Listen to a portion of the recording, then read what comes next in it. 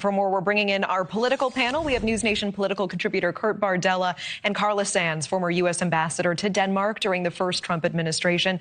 Welcome both. Kurt, why don't we start with you tonight? Your reaction to the president's comments at West Point today. Well, again, it's pretty much Donald Trump says the same thing no matter what his audience is. In this case, the cadets at West Point promoting U.S. military might. It kind of ties into the announcement that he's going to have this huge military parade on his birthday in July.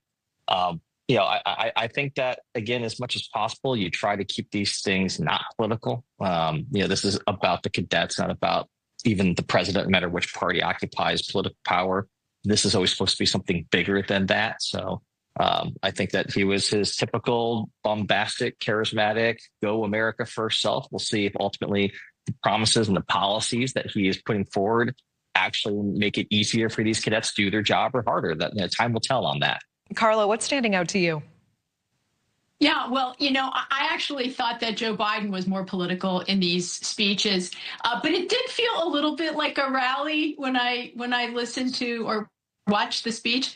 I loved that he encouraged every cadet to do what they love in order to be successful. I thought that was really a gem. Like, there were so many nuggets in there that can really, if every student gets the speech and looks for those sort of incredible guidelines towards success. He talked about how hard his own father worked to be successful. And we see this president is working. He doesn't take a day off. I don't know if he takes an hour off, maybe when he goes and golfs, but I suspect there's work during that period.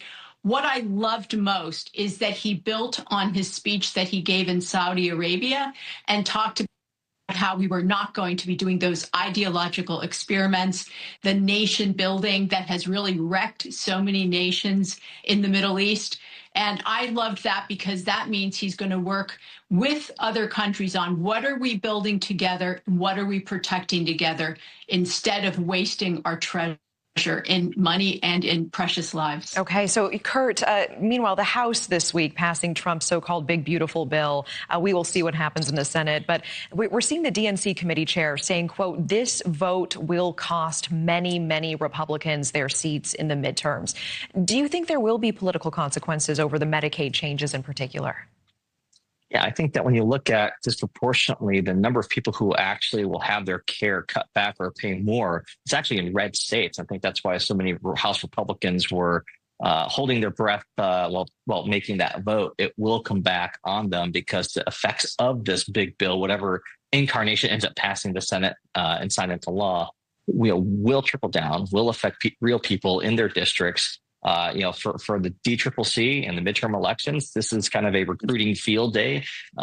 You could not deliver a better bill to run against than this one if you're looking at the midterms next year. Okay, Carla, with the time we have, I was particularly interested in getting your take on this because there's a lot of talk during this administration so far about Trump's desire to annex Greenland, which, of course, is a territory of Denmark. As the former ambassador to Denmark, do you see this as a possibility? Do you think the president will walk away empty-handed? And do you support him seeking to do so? Well, I was going to talk about Medicare, which President Trump is protecting Medicare for people who are eligible and not illegal.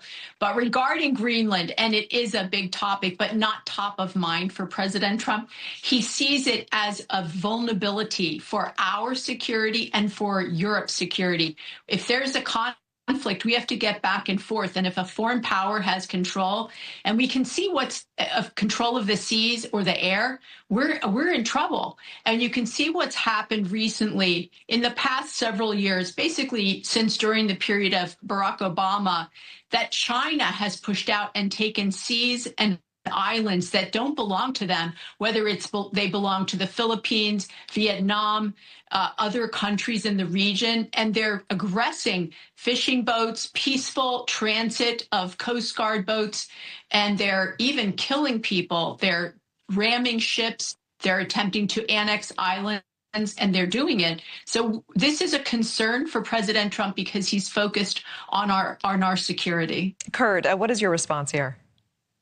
Well, according to the Trump doctrine, you can take things by force that don't belong to you, which is why Putin's been able to do what he's done in Ukraine, while Donald Trump and J.D. Vance sit there and chastise the president of Ukraine over a war that he didn't even start, that he's the victim of. So I don't know about any of that, but what I've seen from this administration is if you're strong enough and powerful enough, they'll let you do what you want. And if you're weak, they don't really give a crap. Carla, I'll give you final word here. Yeah, thank you for giving me that word. Because of Joe Biden's weakness and corruption, that is what gave Putin the green light to invade Ukraine. It's the disastrous Afghanistan withdrawal. Accepting a $400 million airplane from Saudi Arabia. But okay, let's talk about corruption. Joe Biden standing at the podium saying, well, if there's a minor incursion or two by Putin, we're not going to do anything. And then allowing Nord Stream 2 to go forward, Putin's pipeline project with the German investors. And he said, we're not going to sanction that pipeline. The pipeline my team and I blocked. The only place it wasn't completed was my area of responsibility. Those three things gave Putin the permission he needed under Joe Biden's weak and corrupt Joe Biden leadership. never gave Vladimir Putin permission to invade Ukraine. No one gave him permission to invade Ukraine. And anyone who says so is absolutely out of their damn mind. All right, Cart Brodella, Carla Sands, appreciate you both. Thank you. All right, have a good one. Thanks. Still to come, a young